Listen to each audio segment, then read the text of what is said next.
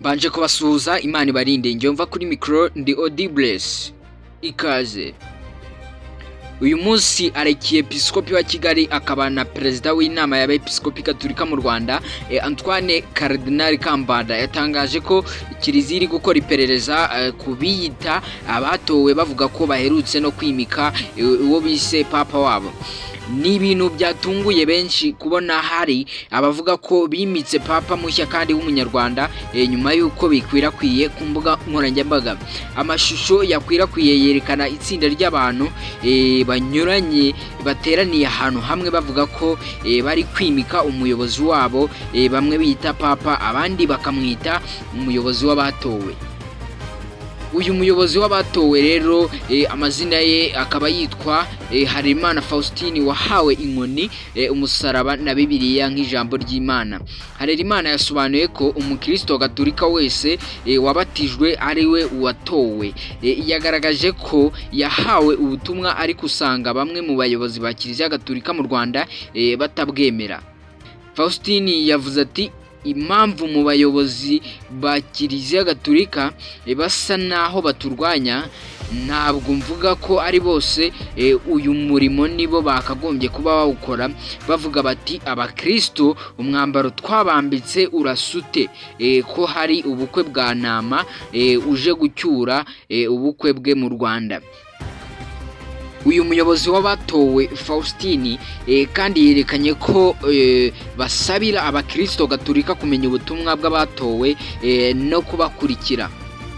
Yagize ati ntabwo turuhira ubusa rero turi abageni beza bitegura kwimana na Kristo, ingoma ye y'urukundo, ubutabera ndetse n'amahoro. Muri aka kanya ni ugusabira abavandimwe bacu batari bumva ibyo tuvuga be kujya baduteranya na Kiliziya. Twe ntabwo turwanya Kiliziya ahubwo nitwe tuyirimo neza, ibyo byo twanabyirata rwose. Yongeye ati iyaba abakristo bose babaga nk'abatowe igihugu cyose cyagira amahoro. Nta muntu watowe wagira nabi, urwo rukundo ndimo mabwira rugaragarira no mu bikorwa. Ubwo yabazwaga kuri ibyo Arkiyepiskopi wa Kigali akaba na Perezida w'inama y'Abepiskopi Gatolika mu Rwanda Antoine Cardinal Kambanda yabwiye igihe ko hari gukorwa iperereza kugira ngo hazakurweho urujijo. Ubutumwa bugufi yagize ati turimo turabitohoza ngo turebe icyakorwa dukureho urujijo. Padiri Niyonsenga Theophile uri mu butumwa muri Espagne n'umwe mu bagize icyo babivugaho nyuma y'iki gikorwa. Yasobanuye ko nubwo abatowe ntacyo abaziho ariko Kiliziya isabwa gushishoza mukamenya neza aho ibintu nk'ibyo byaturutse ndetse n'inkomoko yabyo n'impamvu yabyo. Yagaragaje kandi ko niba abatowe bavuga ko bashingiye ku mabonekerwa, Kiliziya yo idashobora gushingira aho. Anagaragaza ko bishobora kuba ari ubuyobe bukomeye cyane. Padiri Munderere Dominique umunyeshuri i Roma yagaragaje ko atangazwa n'impamvu abatowe bakomeza kwitwikira umutaka wa Kiliziya Gatolika.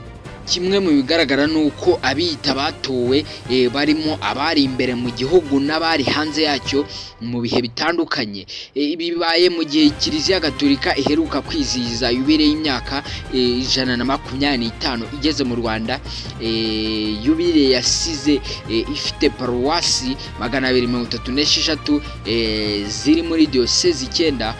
Abakristo Gatolika bakaba bari miliyoni 5, abapadiri ari 1160, abiyeguriye Imana b'igitsina gore nabo bakaba bari 3884, naho ab'igitsina gabo akaba ari 445. Ibintu byakomeje kuba urujijo cyane, natwe tukibaza ese mu Rwanda ni gute hari papa yaje gute, ko tuzi yuko ku isi haba papa umwe akaba ari we mushumba wa Kiliziya Gatolika ku isi. Uwo papa wundi yaje gute? uyu papa rero ni uw'abantu biyimikiye agatsinda kifashe kikorera itsinda ryabo bakita abatowe baje gutora umuyobozi ubahagarariye rero niwe baje kuba bita ngo ni umupapa wabo cyangwa se ngo ni umubyeyi w'abatowe. Nuko byaje kuba bigenda kugira ngo yitwe papa cyangwa se umubyeyi w'abatowe. Ndabashimiye mwese twabanye muri video. Wibutsa gukanda subscribe, like, share ndetse na comment kugira ngo dukomeze kubana umunsi ku wundi. Ndabashimiye, Imana ibarinde.